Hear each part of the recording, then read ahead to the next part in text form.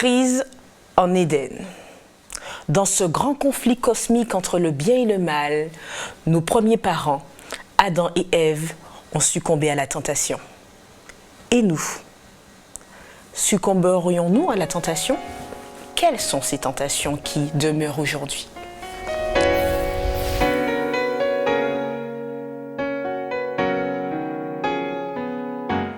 Bienvenue chers amis dans votre émission Autrement dit. C'est un plaisir pour nous de vous retrouver et je suis en compagnie d'Eddie Michel et de Samuel. Bienvenue à vous deux. Cette semaine, nous poursuivons donc l'étude autour du bien et du mal. Nous essayons de comprendre un peu les enjeux et nous allons particulièrement nous attarder sur le chapitre de la Genèse, qui est d'ailleurs le premier livre de la Bible que je vous invite à lire. Pour les chapitres 1, 2 et 3, vous y découvrirez l'histoire de nos premiers parents, à savoir Adam et Ève. Alors justement, comme on parlera de la Genèse, Eddie Michel, il y a beaucoup de personnes qui pensent que ce livre peut être un mythe. Est-ce que tu partages cet avis ? Alors bien évidemment, je peux comprendre que certaines personnes croient que le livre de la Genèse, comme d'autres passages ou d'autres ouvrages de la Bible, soit un mythe. En effet, les grandes civilisations égyptiennes, babyloniennes, avaient des mythes concernant, ou avaient des histoires concernant la création, l'origine de la vie, de l'homme. Maintenant, pour moi, en tant que croyant, par rapport à ma perception du texte biblique, ce n'est pas un mythe. Au contraire, pour moi, c'est Dieu qui s'adresse à l'homme, à l'humanité, pour lui parler de ses origines. Maintenant, est-ce que c'est vraiment une histoire dans le sens historique? Est-ce qu'il y a une chronologie? Est-ce que ça s'est passé exactement comme ça dans tous les détails? Peut-être que nous n'aurons pas forcément tous le même point de vue, mais je crois que Dieu révèle à l'homme ses origines. Il lui dit, voilà, je suis le créateur, premièrement de l'espace, de la création, des arbres, des animaux, de l'eau, de l'air, du soleil. C'est moi qui suis le créateur. C'est moi aussi qui ai, par ma volonté, voulu qu'il y ait un homme, qu'il y ait une femme, qu'ensemble, qu'ils s'unissent, qu'ils fassent ensuite des enfants. Quand on lit le texte de la Genèse, on voit un véritable projet de vie. Et pour moi, eh bien, c'est la vérité que Dieu me transmet concernant mes origines. Alors, nous avons vu, par rapport à ce que tu dis, pour remonter à la précédente étude, que Dieu a créé une multitude d'anges, dont Lucifer et autres. Et là, cette semaine, nous voyons qu'il a créé la terre et c'est que les premiers parents. Alors, pourquoi avoir créé d'abord la terre? Pourquoi avoir créé les arbres? Pourquoi avoir créé les poissons? Pourquoi avoir créé les oiseaux du ciel? Et pourquoi avoir créé l'homme? Pourquoi simplement avoir créé le monde dans lequel nous vivons, la planète Terre, Samuel? Dieu a créé tout cet ensemble-là pour que l'homme puisse y vivre, puisque lorsqu'il crée, il constate que tout ce qu'il a fait était bon, et finalement quand il crée l'homme, il constate que c'était très bon. Et il dit à l'homme, il demande à l'homme de dominer sur toute la création, de l'assujettir. Donc l'humanité, en fait, et on constate d'ailleurs dans le récit de la création que l'homme et la femme, donc je parle de l'homme au sens générique, donc l'homme est le seul qui soit créé à son image, selon sa ressemblance. Et on reprendra, on verra d'ailleurs ce même mot quand Adam aura un fils qui s'appelle Seth. On dira qu'il a conçu un être à son image, à sa ressemblance. Donc l'homme est créé à l'image de Dieu. Et pour répondre à ta question, la terre, en fait, est le lieu où l'homme va pouvoir évoluer. Et Dieu crée un être qui lui ressemble et il a un projet pour cet homme-là, il veut partager quelque chose de particulier et il le met dans un écrin de verdure, dans un lieu... Qu'est-ce qu'il veut partager justement? Il veut justement, quand Dieu crée Ève, la femme, eh bien, c'est parce qu'il veut qu'il y ait un échange entre l'homme et la femme. De la même manière, quand il va créer l'homme, eh bien, on nous dit, le texte biblique nous dit qu'il le crée, je répète, à son image, à sa ressemblance. Il veut partager quelque chose avec cet homme, cet humain, la race humaine qu'il va créer. Dieu crée l'homme pour sa gloire, il ne faut pas oublier une chose. Dans le contexte, c'est que juste avant, il y a quelque chose qui s'est passé. C'est-à-dire que dans le ciel, il y a eu cette guerre et Satan est parti du ciel, enfin Lucifer, avec un certain nombre d'anges. Donc Dieu a un projet à terme pour cette humanité-là, pour l'homme qu'il va créer. Et on pourra dire qu'il envisage certainement puisqu'il connaît l'avenir, de remplacer un peu, puisqu'il dit de multiplier, de remplir la terre, de remplacer ces êtres déchus qui ont laissé l'univers céleste. Donc il a un projet qui n'est que positif pour l'homme. Nous voyons qu'il y a eu en amont un conflit dans le ciel entre Satan et Dieu. Satan qui voulait prendre pour rappel la place de Dieu et donc qui est descendu sur terre avec des anges, ses acolytes. Et ils sont donc arrivés, nous sommes donc au Jardin d'Éden et là, comme tu l'as dit, Samuel, il y a un enjeu, en effet, puisqu'il y a Dieu, mais il y a aussi cette présence, cette autre présence qui veut être à la place de Dieu et qui est simplement Satan, en somme, qui est dans ce jardin. Et dans ce jardin, parmi la présence de ces deux puissances, nous retrouvons nos grands-parents. Alors, Eddie Michel, quelle a été la tactique de Satan pour pouvoir appréhender l'homme, puisque l'homme était supérieur aux autres créatures, comme Samuel lui a dit, puisque nous avons été créés à l'image de Dieu. Donc, quelle tactique le diable a opéré pour les avoir? Et puis, ma foi, comment il a réussi à les faire succomber? Alors, justement, il y a beaucoup de choses importantes par rapport à ce qui a déjà été dit. Permets-moi juste d'insister sur deux aspects. Le premier, c'est que la notion de ressemblance peut aussi signifier le représenter. C'est-à-dire qu'on a le sentiment que Dieu va communiquer de ce qui est à lui, va le donner à l'homme pour que ce dernier, dans cet espace, dans son fonctionnement, puisse le représenter. L'homme est dans le projet de Dieu par rapport à ce que j'ai dit précédemment concernant les mythes qui existaient. Donc ce serait le représentant de Dieu par rapport aux autres créatures, c'est ça? Par rapport aux autres créatures, oui. Mais c'est aussi, et j'aime bien quand Samuel l'a mis aussi en lien avec le grand conflit, c'est-à-dire, oui, l'adversaire, l'ange qui va se rebeller contre Dieu, qui va être déchu de sa position. Et ensuite, on a le sentiment que cette création vient derrière, comme si Dieu veut faire quelque chose pour rééquilibrer ce désordre, parce qu'effectivement, l'adversaire Satan a jeté le désordre dans le ciel, et malheureusement, on va le voir maintenant qu'il va jeter aussi le trouble. Comment il va s'y prendre? Alors, tout d'abord, on va voir que ce problème existe, puisque Dieu va mettre un arbre de la connaissance du bien et du mal. Il va demander à l'homme, écoute, de ne pas s'y approcher, parce que en s'y approchant, il va donner un libre accès aussi au diable. Ça veut dire qu'ailleurs, dans l'espace créé par Dieu, eh bien, cet être n'avait pas d'accès. Mais en s'y approchant, eh bien, il entrait malheureusement en contact avec. Et ce qui va se passer, dans Genèse chapitre 3, on va voir que par l'intermédiaire de Ève, elle va s'approcher de cet arbre, et là, il va commencer à dialoguer. Il va instaurer un véritable dialogue par le biais d'un animal. Et déjà, il va s'y prendre justement, il ne va pas tout d'abord se présenter, voilà, je suis le chérubin protecteur, celui qui a été déchu. Non, il se présente et il va utiliser justement un animal. Il va utiliser un animal, il va le faire parler et il va insinuer un certain nombre de doutes concernant la personne de Dieu. Donc on voit bien que l'objectif déjà de Satan dans ce projet, c'est de remettre en question Dieu en tant que créateur, Dieu en tant que protecteur, celui qui pourvoit aux besoins et au bien-être de l'homme. Il va le remettre en question et il va dire, mais est-ce que Dieu a réellement dit? Au contraire, Dieu, qu'est-ce qu'il veut faire? Il veut vous empêcher de. Et vous pourrez avoir accès à la connaissance, à l'émerveillement. Eh bien, on voit finalement qu'il a utilisé la ruse pour parvenir à ses fins auprès de Ève. Alors, c'est vrai que je retiens deux choses que tu as dites, c'est-à-dire que Satan a utilisé l'environnement, il utilise un peu l'environnement, il se fond dans l'environnement, et deuxièmement, il sème le doute. Le doute. Oui. Est-ce que Samuel, ça t'interpelle aussi, cette histoire, hein, en tout cas, cette tactique du diable t'interpelle différemment? Non, tout à fait, c'est exactement la même chose.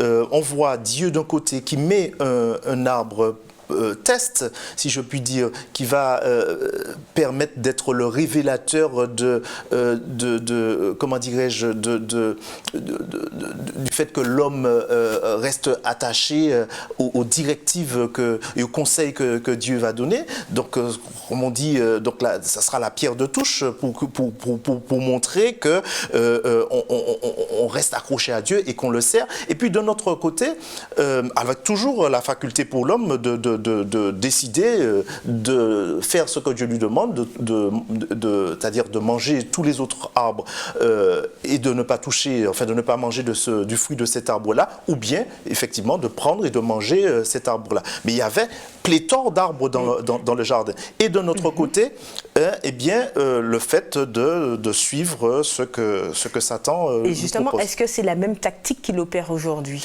C'est exactement de la même manière.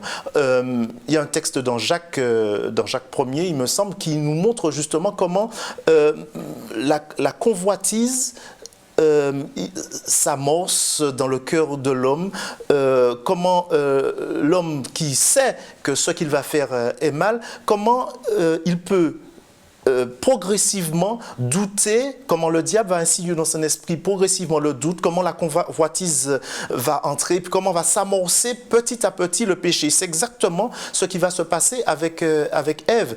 Elle vient, il y a, Eddie Michel en a parlé, bon, le serpent va lui parler, et puis il y a le doute qu'il va insinuer petit à petit dans l'esprit d'Ève en lui disant, mais il a fait la même chose avec les autres anges. Est-ce que Dieu a réellement dit, etc., qu'il ne faut toucher?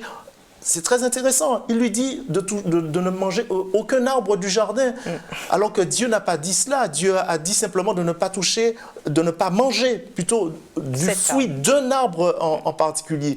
Et Ève, elle va même jusqu'à dire à ce moment-là, parce qu'elle est un peu troublée par la situation, un animal qui lui parle, elle va dire que Dieu a dit de ne pas toucher.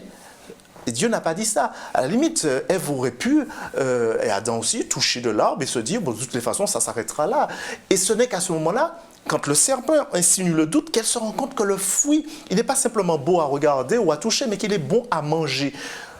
C'est-à-dire que ça peut être un pas de fait, déjà. Un fruit qui tue. Un fruit, ça peut être un fruit qui tue tout de suite. Un fruit toxique. Mais elle voit que le fruit est bon à manger. Comment elle peut savoir qu'il est bon à manger? Mais c'est parce que le serpent lui fait comprendre des choses, qu'elle va devenir comme un dieu, qu'elle connaîtra le bien et le mal, comme si c'est quelque chose qui sera très bénéfique pour elle, etc. Donc le doute est déjà là et on connaît les conséquences. Alors à l'image de cela, voyons un peu, on voit que Dieu voulait prévenir cela et c'est pour ça qu'il a cadré pas mal les choses.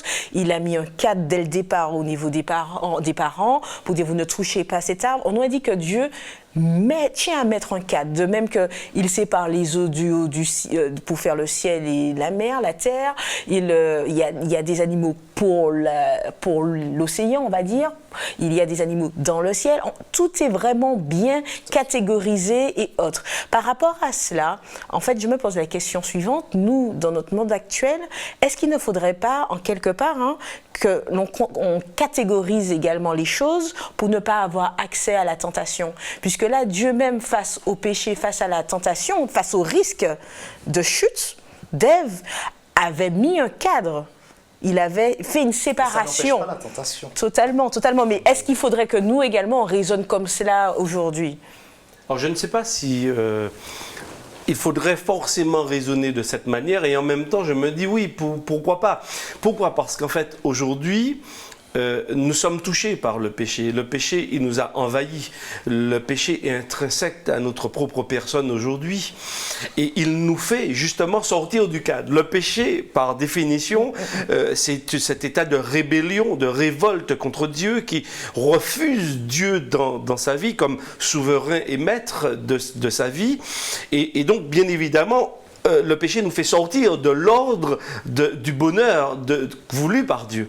Et donc il faut, et je l'ai dit dans l'étude précédente, d'une intervention de Dieu pour qu'on revienne avec lui dans le cadre. Le cadre est nécessaire, mais le cadre voulu par Dieu, voulu de Dieu. Ce cadre, c'est l'amour de Dieu.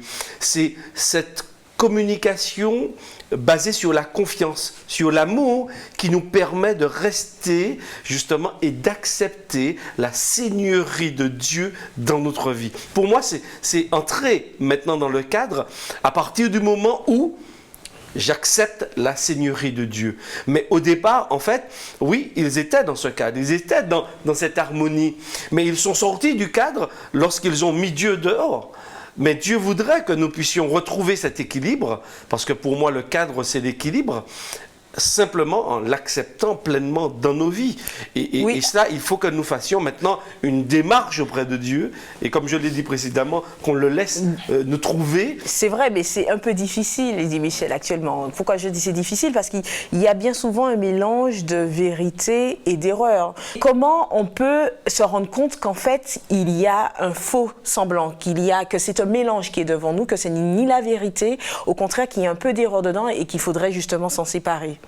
Alors le syncrétisme est extrêmement difficile à discerner, et c'est là où justement Dieu, il ne nous abandonne pas, il ne nous laisse pas seuls, comme il n'a pas laissé non plus Adam et Ève seuls. Je pense qu'il y a eu des moments d'entretien, ils ont expliqué, ils ont parlé d'un certain nombre de choses, ils ont dû parler aussi du problème qu'il y avait eu dans le ciel, mais effectivement on est face aussi au libre arbitre, on est face à la ruse. Parce qu'il ne faut pas oublier, on a utilisé cette expression, Satan va utiliser la ruse, comme aujourd'hui aussi, il va utiliser la ruse pour nous éloigner véritablement de Dieu. Et la ruse, c'est quoi? C'est un mélange de vérité et d'erreur. Parce qu'effectivement, il va dire, Dieu a-t-il réellement dit? Oui, Dieu avait dit. Mais le réellement suppose que peut-être qu'il n'a pas vraiment dit cela. Donc, il suggère que Ève aille dans une autre direction. Donc, on voit que l'utilisation de la ruse va les pousser et va malheureusement amener Ève à se détourner de Dieu. Comme aujourd'hui aussi, eh bien, il va utiliser la même stratégie pour nous détourner de la voie de Dieu. Maintenant, ce n'est pas facile, mais Dieu nous promet de nous communiquer son esprit.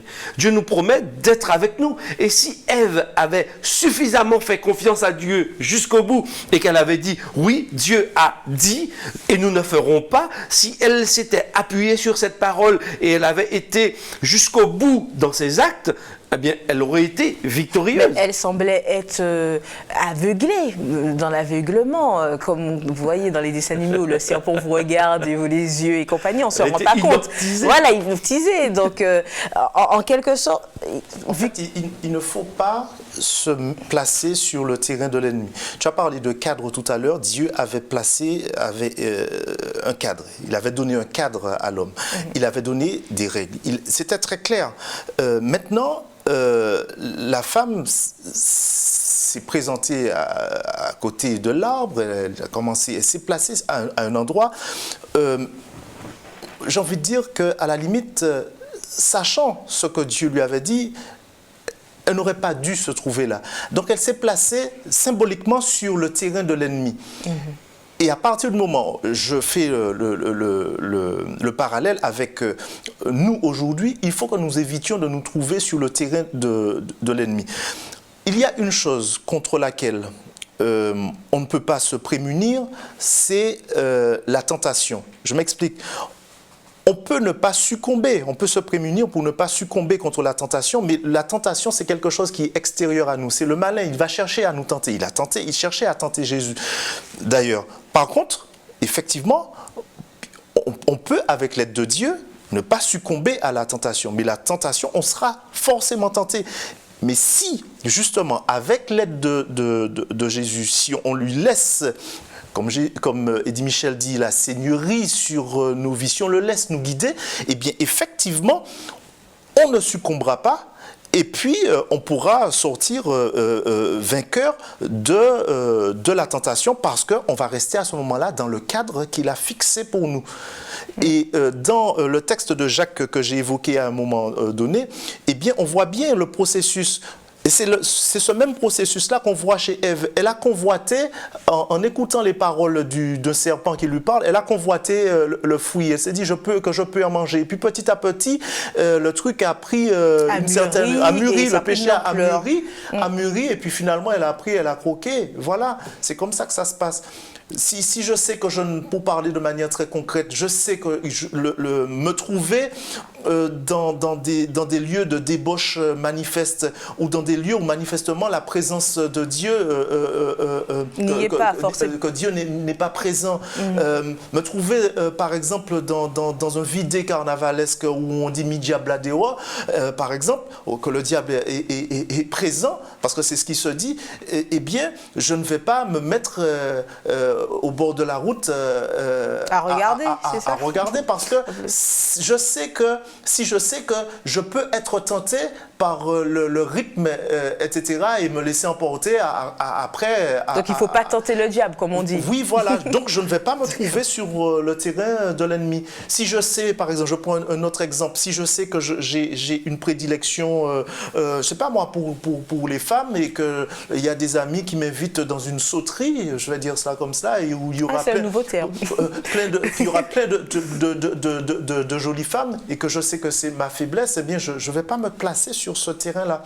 On peut prendre pléthore d'exemples, je prends des exemples très concrets. Oui, c'est bien, merci, ça nourrit l'échange.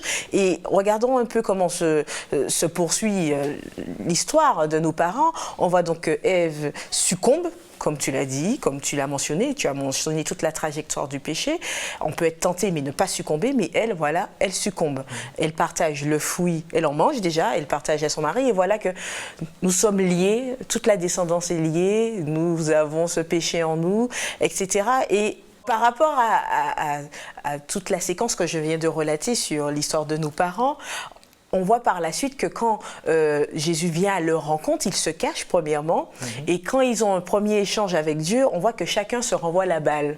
L'homme dit que ce n'est pas lui, que c'est la femme dit que ce n'est pas elle, que c'est le serpent, et le serpent ne sait vers qui se tourner, c'est lui. Alors, est-ce que ce n'est pas un séquelle du péché, entre guillemets, de ne pas pouvoir porter ses responsabilités, du moins quand on fait un choix, d'être derrière les choix que l'on fait ?